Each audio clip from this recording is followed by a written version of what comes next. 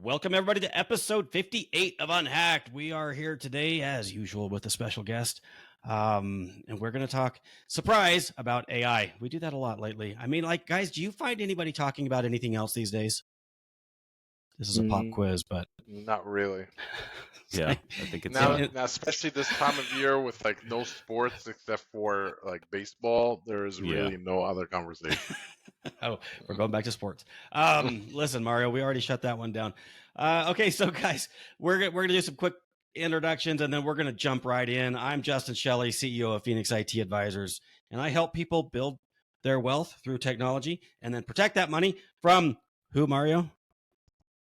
Russian, Chinese, Korean. The Russian hackers, the government fines and penalties, and then the attorneys who will come and sue you if you do get breached. So we're going to try to keep all your money locked down as much as we are going to keep your technology locked down. That's who I am, and I do business in Texas, Utah, and Nevada. Mario, tell everybody who you are, what you do, and who you do it for. Yeah, Mario Zaki, CEO of Mastech IT, located in New Jersey. We work with small to medium-sized businesses to keep them secure from not only Russian hackers, but the Chinese hackers, the Koreans, every other country that Justin doesn't want to touch. We keep business owners safe, secure, and give them the ability to sleep better at night. Listen, think about it, Mario. I'm trying to keep my attack vector as small as possible. I only want to fight one country at a time. You want to go to war with everybody. God bless you, but that sounds like a bold. That's a bold move. That's a bold move. So today we are joined by Brad Groux. Did I say your name right, Brad? You did. Yes. Okay. And I know we talked about it before, but I suck at names and I already forgot. So, Brad, thank you for being here today. Really appreciate it. Thanks for having me. Yeah, so I'm Brad Groux, founder and CEO of Digital Meld. We're a B2B technology consulting company that specializes in AI and automation. We're based out of Houston, Texas, but we have people all over the U.S. we work with. And our goal is, again, to allow you to use the tools that you currently already have within your business. So Microsoft 365, Google Workspace, those sorts of things, and punch above your weight class. Compete with the organizations bigger than you because you can be more nimble because you're smaller. You can wear multiple hats. You don't have to have analysis paralysis like a lot of the bigger organizations have. So that's what we like to do. I love it. I love that line, punch above your weight class too. We're gonna dive into that, but first, Brad, I've got to throw a curveball at you. A lot of people that I talk to from Houston, and I'm from Texas originally. I used to live in Dallas. I'm a transient these days. Listen, that's what I'm getting at because every time I hear people talk about going to Houston, living in Houston, escaping from Houston, there's not a lot of high opinions of Houston. How do you feel about your hometown, Houston, Texas? I love it. It's the most international city in the U.S. So it's the most diverse. So I love that. Other than the weather during the summer, it's great. It's not a beautiful place, I will tell you that. It's urban sprawl. It's a lot like LA in that way, but we don't have the Pacific Ocean or the mountains. Right. So, and the cost of living is great, and the food is amazing. So I'm a taco guy. So tacos and barbecue. So I used to travel for a living with Microsoft for 5+ years, and I've been all over the U.S. Spent many hours and months and years on the East Coast. Came back to Houston on purpose. Came back to you again. You can't raise a family in a lot of other areas, not quite like you can here. Okay, there you have it, guys. I love tacos, by the way. I love tacos too, but all you Houston haters out there who keep telling me Houston's, listen, I'm kind of I'm being playful here because I actually like Houston. I've only visited, I've never lived there, but I've never understood why so many people hate on Houston. So there we go. We're fighting back finally.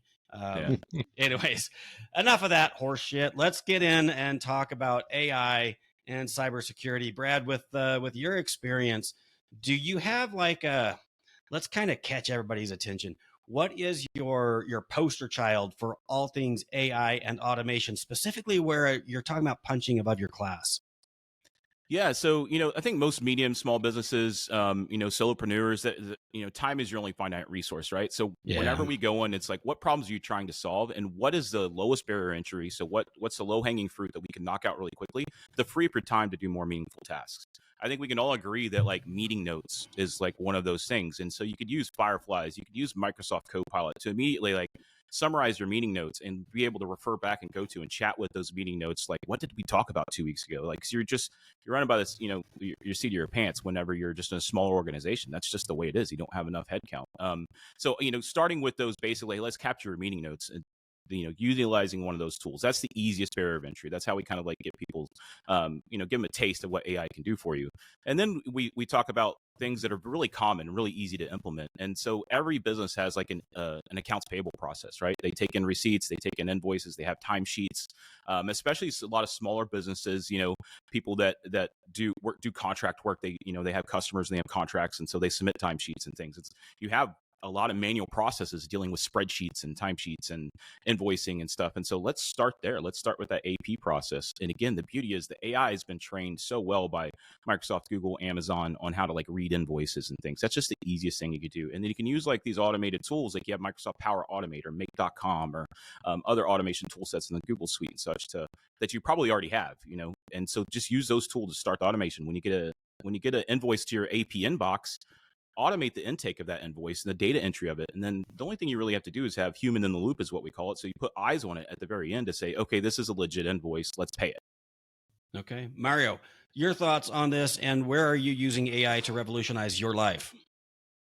Well, first of all, my thoughts on that is actually, I'm like, holy shit, I need to do a little more of this, because I was going to actually ask Brad, could I integrate this with like my credit card and just have it, pretty much give me, a printout of what, my biggest expenses are and my biggest pain in the ass things that I need to probably get rid of, have it analyze, stuff like that. Could I have it just pretty much pull stuff directly from my credit card?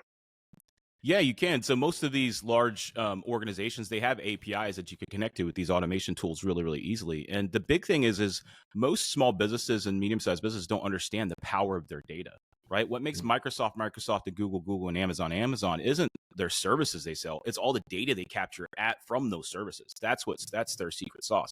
And you can do those same sort of things and get those same business insights, but you have to start capturing that data. You have to lay that foundation. And like one of those things is you want to be able to see like how spending is across your organization. Let's say you're a small business and you have 10 people total and 5 people have corporate credit or company credit cards, and you have to manually log into Amex every week to like just keep track of what they're doing. No, let's use the APIs available to pull that into like a QuickBooks and do some basic reporting. And you can automate a lot of those tasks. And we do the same sort of thing. Like I was at an event the other day at a $40 parking that's just the joys of downtown Houston parking for a Google AI event. And like I just took a picture of it in my car, sent it to our AP inbox, and the Power Automate took that and then helped process that into to QuickBooks. And so you have a lot of integrations. So listen, when people get started with AI, there aren't a lot of integrations, right? You're right. Using ChatGPT or some version, and you're asking it questions. I think most people have at least started there. To do what you're talking about, you can't just open up even a paid version of ChatGPT and have it start talking to QuickBooks. Tell me a little bit about that process. How do we go from, let's call it, from crawling to walking? Yeah, so talk to a specialist like myself or others, but also use ChatGPT. Say, I have QuickBooks. Tell it your ERP. Tell it your CRM. If you have QuickBooks, I have HubSpot, and I have 5 people with credit cards. How can I automate all of that together? Like, how can I automate those sorts of things? And it'll give you, ChatGPT is really good, and it reads all the documentation, the public documentation for all these services, and it knows their APIs. And so it can give you like a roadmap of what that would look like. Again, most time ChatGPT is about 70 to 80% accurate. I think we can all agree. And so that's your starting point. And then you sit down with the people in your organization and have those conversations. I like to say, whenever we go into an organization, I don't want to talk to the executive about what problem you're trying to solve. I want to talk to the people that are closest to the problem. So the people who live with it every day, right? Because there's a translation layer sometimes that's happening on the golf course and that, corporate events, and then actually the boots on the ground is what we call it. Like, there's a difference there. You know what, Brad, though? The one thing that I not necessarily disagree with, but the one thing I want to add to what you just said, the problem is not too many people think that they don't even realize they have a problem, because they don't think it's necessarily a problem. Like for me right now, I didn't really realize that I have a problem, but I know now that this is something that I should have done earlier, and just have it automate a lot of stuff that I have a bookkeeper do, or have, I'm doing manual, I'm downloading this, doing this, so some people probably don't even realize that there is a problem that they can probably automate and make it, something completely off their plate, and as business owners, we understand the key to, elevate and go to the next level is to automate as much as you can, or have other people take stuff off your plate. And AI is a perfect tool to do that. Yeah, and I think it's a framing question. So, what we like to do is we talk to folks. We say, what is something you do every single day that you wish you could automate?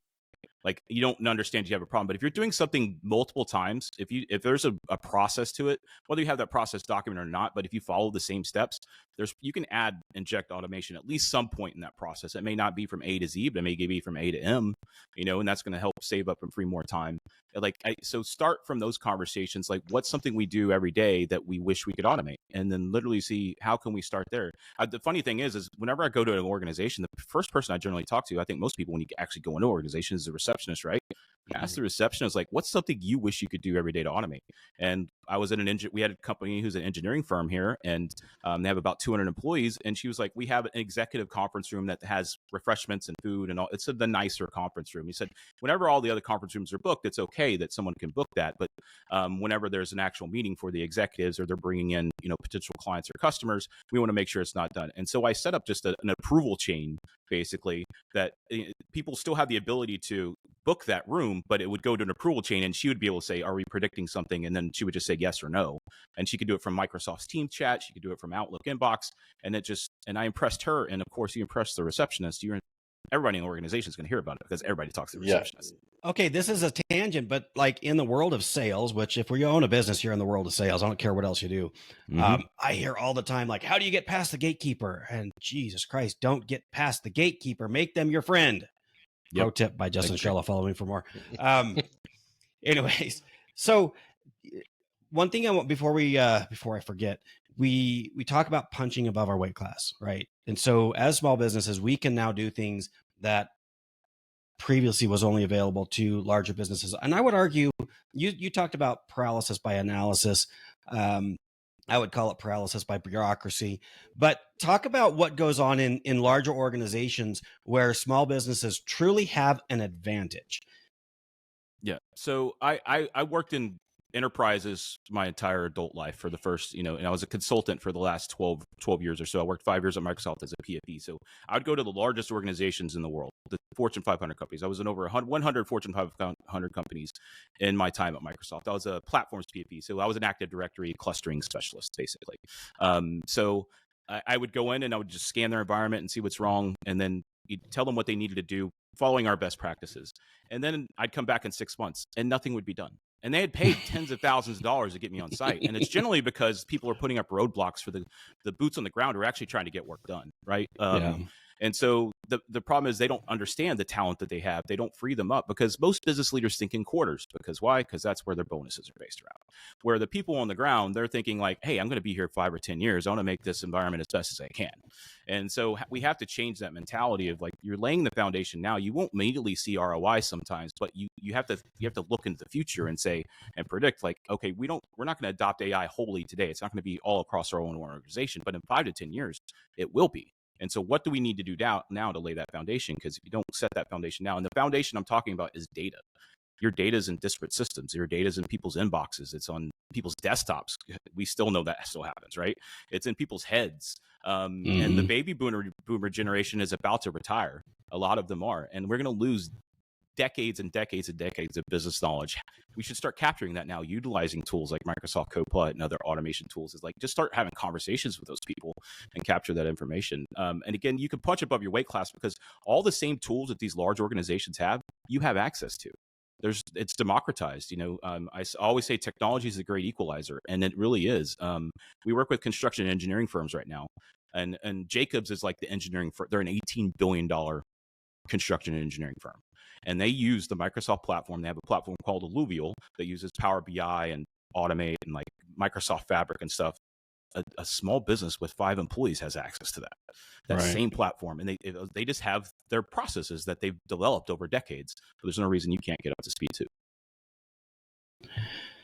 All right. So and you could go into like those type of businesses, 5 users, kind of get them up to speed. Now, something like that, how long does it usually take? It all depends on the, again, because small businesses, they're also trying to run their business at the same time too. So they don't have time to sit for 8 hours in a conference room for 2 weeks. Right. So we work with we meet you wherever you are. It's like, hey, I have 2 extra days this week and 3 extra days next month. Let's just start that process. We'll get that roadmap. We'll have a quick meeting. We'll understand like what our goals are. We'll define those goals and we'll work with you however you need to be worked with. And the goal, again, we'll start with those smaller wins so we can build that momentum. You can see the results of the work you put in. And our goal is for these smaller businesses to be able to hire more people because you actually have more time to go sell. You're not processing your invoices. You're having more time to grow. We also want to make a point that we use automation not to lay people off. We use automation to enhance your business and make you grow. Like you're trying to increase productivity without necessarily having to increase headcount. Listen, I want to talk about that for a second. To truly use this, I believe you have to already know your industry. It's not like I can come in and be a brain surgeon through AI. Right. So the other day I'm working on my PSA, and this is what IT companies use to, for ticketing, for communicating with their clients, for invoicing and all that. And I needed some insight. I needed some customized reports that doesn't come with the system. And it took me a while to realize this, but I could ask AI, just like you said, hey, here's what I need to do. How do I do it? This is the system I use. Get me started. And it walks me through. Now, first of all, I will tell you, it's working. You said that AI knows the documentation and the API and all this stuff. Mine doesn't. Mine's stupid, I guess. Actually, what's happening is it's working off of an old set of documentation. The user interface is newer than AI has access to. I haven't solved that problem yet, but I'm getting there. Anyways, so we're customizing. Let me finish that. Come back to that because I do want to hear your take on it. I'm writing reports, which really means I'm building SQL queries. Okay, now I have a background in this. I used to code for fun. I love it. It's a passion of mine, but it's been a decade or more since I've really done it. I don't know what the hell I'm doing, but I can tell AI, hey, this is what I want. Give me a SQL query. I go into my PSA system and I punch it in and it breaks. But here's the kicker. I can figure out why it breaks, or I can plug it back into my AI and I can understand what's going on so that I can translate between these two systems because I don't yet have them tied together perfectly. But the point is, it's a long story to say, if you don't know what you're doing, AI can kind of help. But if you do know what you're doing and then you add AI to it, it can turn you into a goddamn genius, right? That's my experience where I'm doing stuff that was not available to me not very long ago. I have a limited bit of information. I understand the system, the concepts, but I can't get past that until I bring in AI. So that has been kind of a game changer. Now, react, but tell me, you tried to cut me off. Go ahead and tell me what you wanted to say there. So whenever you find that your GPT doesn't realize what you're talking about, or it's looking at an older set of data, what I literally do is I go to wherever that new data is, I print as PDF and I upload that to my chat. See, and if my PSA had good documentation, I would absolutely do that, but they don't. Okay. Yeah. So, yeah. And I got in a fight. No, I got in a fight with ChatGPT. I'm like, listen, I'm using version this. You're using version that. Can you fix it? And it says, oh, of course, I'll update everything, and still gives me the same old shit that I was. Anyways. Yeah. So people don't realize it's called generative AI for a reason. It never tells you no. It'll make up BS. That last 20% is probably BS. So like always double check, have that human in the loop. Yeah. So it's great from the perspective of, it really is there in the future. There's going to be people, and there's going to be people plus AI, and the people who, regardless of what you do right now. I talked to someone on my podcast this week. He's in Hollywood and he's a producer, and he says, like, you're going to have to adapt to use these tools. Like, you can pick it and complain and all those things like that, because if you don't do it, our competitors are going to do it. And if our competitors aren't in the United States, it's going to be the Chinas of the world, right? Yep. And so you're going to have to adapt. This is happening whether you want it to or not. So I encourage you, regardless of what you do, go to ChatGPT and say, I have 4 extra hours a week over the next 6 months. I want to train up to learn how to integrate LLMs into my workflow. And here's my job title. Here's my resume. Here's my LinkedIn page. What can I do? And it'll give you that basic roadmap to kind of start there. And then use these tools to help elevate yourself. We were talking about these things, so I don't remember the actual question, but hopefully that gives you some guidance. Yep. No, that's perfect. So I want to let's kind of wrap up and then pivot. So Mario, any final thoughts on just using AI in the world of business, punching above your class, doing great things that you couldn't do before? And then we're going to move on to security around AI. So Mario, any final thoughts here? I mean, for me, it really is a like we're in the business and we work with this stuff all the time. You know, I use it also with our PSA. You know, we use the same PSA. It actually has a built-in AI feature that can go and check, you know, previous tickets, check previous knowledge bases that you've uploaded and tell you, like, based on this ticket, this is what you should be doing. And sometimes the one thing that I find myself, you know, 40 something years, 45 years of, you know, life, I completely forget sometimes that, you know what? Why am I doing this manually? I should just throw it in ChatGPT. And I'm like, you know, and I love having conversations with it, you know, like, because we sit there and we go back and forth. My wife hates it. My wife's like, you'll talk to ChatGPT, but you won't talk to me. And I'm like, why don't we just cut the middleman? Why don't you turn on your ChatGPT and talk to it, and then not have to bother me? And she refuses on doing it. You know, but you know, other than that, it really is something that is easily available, and the power of it is amazing. Great It really relationship is. advice by Mario Zaki. Follow us for more tips. Yeah. And one thing I also mentioned is, so you brought up that, like, it's hallucinating, you know, because basically how, for those who don't know, LLMs work off of context, and the context that their ChatGPT is trained on is literally they scraped the entire internet, and we can talk about the ethics of that later, but that's how they know that's how it knows what it knows. So if you want to limit that context window, use a tool like Notebook LM from Google, notebooklm.google.com, and it's only going to give you context on whatever data you upload. It's going to give you responses on whatever. And so I do this from like a white papers, to like understanding. I can't keep pace of all the things going on in the AI space, and like from the research perspective. And so I have a Notebook LM like workspace where I go upload these 90, 120 page, you know, research papers. And so I can chat just about those research papers and learn more about those research papers and that information. Do that from the perspective of, hey, I want to hone in on why I'm having this issue with this little specific product. And it's not going to go out to the internet. It's only going to be based on what you've trained it on with the uploads you have. And so there are options to like fine tune there too. But you need to know that, hey, yeah, you are going to get some BS answers sometimes. And that's why it's really important for you to understand your business. And I tell folks this all the time, is like, I, again, work with construction engineering companies all the time.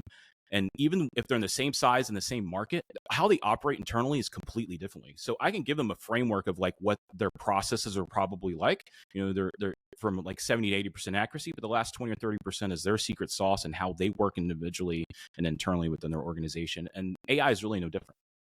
Now, Brad, I do have a question for you, because obviously people are, you know, scared of this and stuff like that. But you mentioned a few minutes ago, you're not trying to get people fired or lose their jobs. You're trying to get them to work smarter. Based on the clientele that you have worked with, you know, how much of them have actually been able to automate and actually let people go? So we've had a couple of people let folks go, like at the lower level, at the basically like the, let's say, the AP automation process, the people that literally did not, they were just doing basic data entry and they're like part-time workers. But our goal whenever we go in is like, hopefully we want to also, if they lay people off, we're really bad at also telling about how they can easily use AI to upskill those people. The hardest thing as business owners, I think you would both agree, I would love to get your insights, is hiring good people. That's literally the hardest thing we do. Maybe other than like sales, like closing a sale, that's really hard too. But hiring a good person, someone that you can trust with your company, especially when you're a small business. I can trust this person. I know this person's going to do the right for my company and be an ambassador for the name of my company. That's the hardest thing you can do. And that's the beauty too, is like in the enterprise space, it's really easy for, they're just going to lay off this whole division. And mid-market and smaller enterprises, there's more of a family feel. So I hopefully we have those conversations. But folks in like the manufacturing industry, folks in the transportation industry, I would encourage you now to start upskilling. And again, you don't need to change industries, but say, how can I utilize these tools to make, you need to make yourself indispensable. And the only way you can do that is you're human plus AI. So I got 2 points. Oh, go ahead, Mario. Go ahead, Bryan. Go ahead. Okay, so go ahead, Justin. I know who I am, even though you don't. So 2 points. What the case I was mentioning before, where I'm using AI to customize some SQL queries and whatever, I will tell you that because of my background, my knowledge, and my skill set, I could do it. there is no chance that any of my clients could have done what I was doing, even using AI. Like it was way too complicated to the point it was hard for me to do. It took 4 hours, what really, if the AI was properly trained, honestly should have taken minutes. But so that number one, I think to really use it in a way that really does indispensable, fine, more productive, more valuable, however you want to frame that, you have to start with some basic skills to be able to even know what questions to ask or even where to start. So maybe we get past that at some point, but we're not there today. Point number two, and this was a fear before AI came onto the scene. I don't know, it wasn't a big movement, but you hear people running around, lit their hair on fire, screaming the world's ending because for the first time in human history, our population is no longer increasing exponentially. And I don't remember the exact stats. I can't tell you what the numbers are. I don't know if we've peaked and we're actually in a decline. But the fear was the population, with its lack of growth, we are going to be, as business owners, we are not going to be able to find enough employees. Our biggest problem is going to be that we don't have the people to do the work that we need done. Now everybody's freaking out, like, oh my God, we can do more with AI, so everybody's gonna be out of work. Like, which is it? And maybe these two, and my crystal ball says these two balance each other out, because we are getting to a place where we're not, the population is not growing the way it once was. Right. And that's scary to economists. Like if a country's economy, the GDP or whatever, I'm not an economist, full disclosure, but if we aren't growing, that causes major problems. I mean, especially at the rate that we take on debt, right? Mm-hmm. So this is one problem that I haven't yet heard anybody talk about, that AI probably is going to solve, much more likely than AI is going to take all of our jobs and we're going to be sitting around with nothing to do. Thoughts on that? Yeah, so we've had an engineer shortage for 30 years. Like in the United States, we've had like mechanical engineers, electrical engineers. We've had an engineer shortage for 30 plus years. And I, being from Houston, Texas, and I grew up in a city called Deer Park, where it's carcinogenic coast. It's where all the chemical plants are. And so I worked around like really hardworking, six-figure making blue collar workers.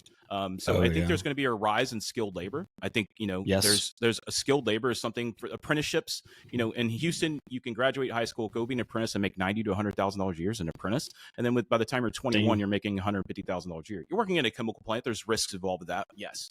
But then they have amazing benefits and things. And so I think, again, the younger generation need to know that it's sweat equity's okay still. I think we're gone on the days of getting a college degree for four years, then working in the same company for 35 and 40 years and retiring. Sure, yeah. We're in a lifelong learning scenario, folks. Like, you have to continue to evolve and grow. And I agree, there are countries like Japan who have massive birth rate problems. A lot of countries in Europe do as well. I think like you said, I think there's to be equal out. Nobody really knows. There's no crystal ball. No, we don't know how it's going to. Well, I mean, I have one, but I just keep it pretty quiet. Yeah, no one really knows how it's going to affect, but I think we can predict the trends. The trends are, if you are a lower skilled white collar job, your job is, if you're data entry, something like that, your job is ripe for being taken away and being automated away, especially working at larger companies where there's no real ethics decisions involved with that. They're just looking at you as a one or a zero. So just know that you should probably start upskilling now and use ChatGPT and say, this is my goal. This is what I do over the next 6 to 12 months. I only have 2 hours a week. How can I do that? Like, time is the constraint, right? So I mean, you don't. You could literally just say, here's my situation. What should I do next? Yeah. You don't even have to give it your proposed answer. Let it throw out some ideas at you. Yeah, but you have to program it in a way where it's not going to just keep agreeing with you. Yeah. Like, tell it, like, find me the problems. Yeah. Because no matter what you throw at it, they're like, oh yeah, this is a great idea. You should jump off that bridge. It's definitely. I'll be honest, Mario. I hear that, but and maybe it's the way I've programmed mine. Maybe it's just the way I talk to it, because it does. It's a mirror, right? It just looks at us, and I'm a no bullshit kind of guy. So my AI does talk back to me that way. If I say, here's what I'm thinking, it will come back and say, that's not a great idea, and why, and here's a better option. So yeah, do be careful if your AI companion / invisible friend. I don't know what these things are these days. I do know that if mine was taken away from me, I would be very, very sad and very lost. But anyways, if yours is always like telling you how amazing you are, and you look around and you're really not that amazing, maybe talk to your GPT a little bit different. Yeah, and use the GPTs to learn how best to use those GPTs. So not all models are created equal as well. Let's say you're you've got an itch, you've got an idea, and you don't know about the market research, you don't know about all the different parts of that. You have a new business segment you want to reach out to. So go to ChatGPT and talk to 4O, that's for the letter O, and say, hey, I have this great idea. I need to write a prompt for deep research. And it'll give you a deep research prompt for that. And then you change the model to the deep research model, which will go work for 10 or 15 minutes. And then it'll provide you, a 20 or 30 page response. And then once you have that deep research response on ChatGPT, go to Google's Gemini, and they'll give you deep research for free as well. So go to gemini.google.com and do their deep research and compare and contrast. And then use AI to compare and contrast too, because it'll be able to table the differences. Yeah. And so again, we're all trying multiple things every day. I think in the future, I had a conversation earlier. I gave a talk earlier this month that basically we still teach kids like we did in the 1860s, reading, writing, and arithmetic. We've upgraded the curriculum a little bit, but we still have that same process. I think in the future, we should be teaching people how to be problem solvers, how to have soft skills. Yeah. All these tools are going to take away the need to know the basics of that. So it's like having faith in your ability to figure things out is the single most important thing you can do. And that's whenever I'm a hiring manager, I ask people like, what problems have you solved? And I give them a problem set. Like, how would you go about solving that? And even if they can't solve it, I want to see how they would go about solving that. That's the most important thing to me. You can learn technology, you can learn processes, but that's faith in your own ability to figure things out. You can't learn. That's earned. Good point. Mario, any thoughts or questions?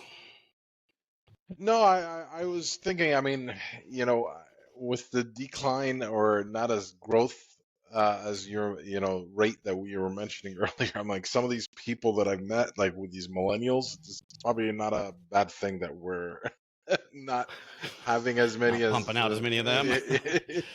Mario, you're so rude. Get off my lawn. This So is the Get Off My Lawn rude. podcast. God damn. How old are you again, Mario? Jesus 45. Christ. You're just a baby and you're talking like that.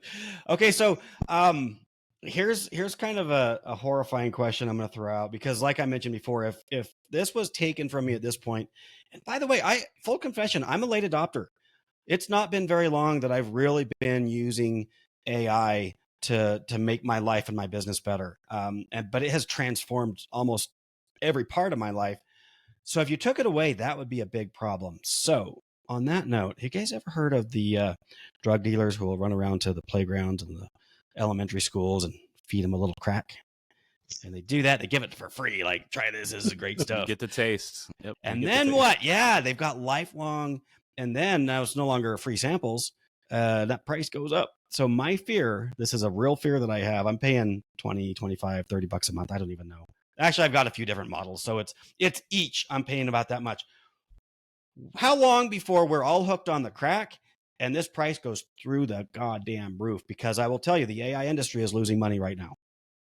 I think technology is a great equalizer. So open source models, you can buy a $10,000 Mac Studio right now. I guess that's a big investment, but it's the $10,000 behemoth Mac desktop, and it can run DeepSeek, the largest model in the world, completely in that own little black box. DeepSeek is an open source model. It's Chinese. I probably wouldn't use it for my US based business, but that's just as an example. And then the cell phones are getting smaller, smarter and smarter and smarter. And so Meta, which is Facebook, they have their Llama, which is an open source model. Google has Gemma, which is an open source model. OpenAI has their model, that their open source model they're reaching. You're going to be able to run those on your phone. Like the hardware is outpacing the need for the models, and the models are getting better and better and better, more efficient as well as we use these things. And so, isn't it interesting that we're back in that game of technology having to increase? Because we plateaued for a while where all the hardware, the processing, the memory, all that power was enough, and now all of a sudden we're back to this game where we have to catch up on the hardware side. I think Brad, have you talked to Apple, because they're behind on the AI game on their phones? Their AI is shit. I don't think it was even fully released. Yeah, that's the beauty is though. I don't need their model. I can use their hardware to run. Like I'm on a Mac Mini. I run models on that. I have a MacBook Pro, MacBook Air. I'm actually a Microsoft guy, believe it or not. But and I have a gaming desktop that I run bigger models on. It's democratization, I think, is the key point. Your data is what's valuable. And so if you're going in, that's my key to businesses specifically. It's okay as individuals, you're using ChatGPT, you're using Gemini in the cloud. But like what you should be thinking long term for your organization is how can you make sure that your data stays within the confines of your company and is There what we you go. do. And so That's it's used. thank you for that. We need Yeah. to transition, like I said, we're going Yeah. a minute ago, and dig into security. Yep. Because we see data breaches all the time at all these large organizations. These AI companies aren't going to be any different. They're massive threat vectors, right? So why would they not want to be accessed? And so let's be honest, they like OpenAI did some really unethical things to train their models. Everybody has. They scraped the open internet. Like, how do they know how to tell you, summarize Harry Potter for you? Well, they actually fed it Harry Potter, a copyrighted work, So just know your data is what makes you secret. And all of the big organizations know this. And that's what that's your secret sauce. And so you should try to do whatever you can to keep that within the confines of your organization. So have those conversations now. It's like, we set that foundation now. Let's build that garden and all of our data stays internal. But how does and I know there, whatever you put into it is out there, but how, like, say I have a conversation with my AI and I say I have a new business model that I want to do, and I'm thinking of doing this, this, and this. How does that information then gets translated to somebody else? Like, nobody else, you actually have to ask it what new ideas people are entering today. Is that what, like, how do they get that information? No, how the models are trained is basically they strip all privacy information off. But if you have a business account for OpenAI, you have a little checkbox in your administrative panel for OpenAI business, and you can say, "Don't use my data for training." And which is, by the way, the default, and that's the difference. Yeah. One of the primary differences between a personal and a business account is that the personal defaults to give the world all your information, and the business defaults to keep it private. Yep. Now, how much do I trust that they're keeping it private? That's a whole different podcast episode. Yeah, no. And so that's the thing, is like you have to have that level of trust. Internally, what we would tell people, like, use that for generalized information. Again, they're not going to be able to translate one-to-one, like, oh, someone input this and so now it's out there in the world. That's not how training a model really works. But just know that to look at it from a marketing perspective. Why look at LinkedIn right now? Why do all LinkedIn posts look similar? Because everybody's using ChatGPT. And so they're trying to say the same sort of things and the same sort of models. And it's going to be, unless they've given a context of like your tone and your dialect and how you actually like to write, it all is going to look very similar. You're going to see EM dashes everywhere. That's like you see EM dash or emojis everywhere. It's probably ChatGPT. Tell GPT to, I guess if you yell at it enough, it'll quit doing that, but you have to tell like 100 times in 100 different ways to kill that EM dash or strip them out. We need to copy and paste. I definitely do that. And also what you just said is why I absolutely refuse to just keep posting these AI generated posts on LinkedIn. I love that we've got this where we're actually talking human to human, as far as anybody knows. And I can take these clips and that's my LinkedIn content, right? It's nobody will ever know that this is all fake and generated through ChatGPT. Yeah, I agree. I think the human-to-human touch, the coffee meetups, the lunch meetups are going to be more and more. Again, you're going to have more time to do that anyways because you've automated these menial tasks. You'll have more time to have those meaningful things. And I think we saw that during COVID, right? People started garage businesses where they were hand-making leather goods and things. It's like the people were tired of throwaway society and stuff. We realized like, oh crap, we can't get masks because they're all made in China. Like, oh, let's make our own masks. Let's start our own 3D printed pipeline. Like, I think technology is going to teach folks that they can, again, just think of all the great ideas we've had over the years where someone's had a great idea, but they weren't a developer. Like now they can actually, but they are someone who's a go-getter who can like see, and you guys know it really well because you work in IT. I work in IT. I'm a jack of all trades. I can code, but no, I wouldn't call myself a developer. Like I understand the basics of object-oriented programming. Now someone with an idea is like, and ideas are a dime a dozen. Now you're going to see who delivers on those ideas and uses these tools to help push out and do something great. Yeah. Now, Brad, without getting too deep and full quote, like your services, usually how much would your services run for like a small business to kind of help automate some of this stuff? So we like to start as little as like 10 hours, which would be about $2,000, $2,500. Like, hey, let's just talk about what your long-term goals are. And then from there, we can kind of go from there. Like automating an AP process for, let's say it's a company that has 150 invoices a month. You're looking at an initial cost of $10,000 or $15,000, and then a monthly recurring cost of licenses and actually processing the invoices stuff for $40 or $50. Like that's the thing, is these models know 80 to 120 invoices is nothing compared to like the model ingestion aspect of it. But it is everything whenever you have 2 or 3 people processing invoices and timesheets every single day. So the initial cost, is probably going to be, $10,000 or $15,000 to automate, for a small to mid-market company, their AP process. If it's documented well, if not, hey, we'll help you document what that actual process is. If you don't even have the basic understandings, our goal is always to meet you where you are too. So if you have someone really smart with your organization that you want to get involved, hey, we'll inject them into our work process to streamline that process too. Yeah, and $10,000-$15,000 at first, you can say, wow, that's a lot to get this done. But just like you said, if you have 1, 2, 3 people that you're paying at least $50,000 a year, for these guys, now you could have them, do something else, elevate their, them to a different task, or fortunately, kind of give them the snip. Yeah, and like again, another example is, again, we work with construction and engineering firms a lot, and so these project managers, program managers, the guys who oversee these multi-million-dollar build-outs, they have to go out and take pictures every week and provide progress reports and all these other things. They can literally turn on Microsoft Copilot on their phone, and just as they're walking around the job site, it will record what they're actually looking at and what they're seeing. They can snap pictures with their phones. At the end of the day, they upload all of that to a single folder or whatever, and then you have an automated process that summarizes all that into a report and dumps it into a PDF format at the end of the week. And this is someone that's billable at $250 to $300 an hour to the customer, and if you can have them, he can only be on this job site. He can be on job sites more and be billable more. The cost is easy to prove. I always tell people, don't really focus on the ROI, focus on the time. Because again, you can do the basics of like, oh, I saved that guy 8 hours. He's, we can bill him out at $250 an hour. Okay. You have what that is. It's, $2,000. So. Yeah. All right, guys. I think we've said everything that needs to be said, and then some, maybe a little too much sometimes. We're going to wrap up. We're going to go with key takeaways. So Brad, at this point of the show, we just kind of go around the room. And if your ideal listener heard only one thing out of your mouth, what would you want that to be? And I'm going to start with Mario so that you have a little bit of time to think about that.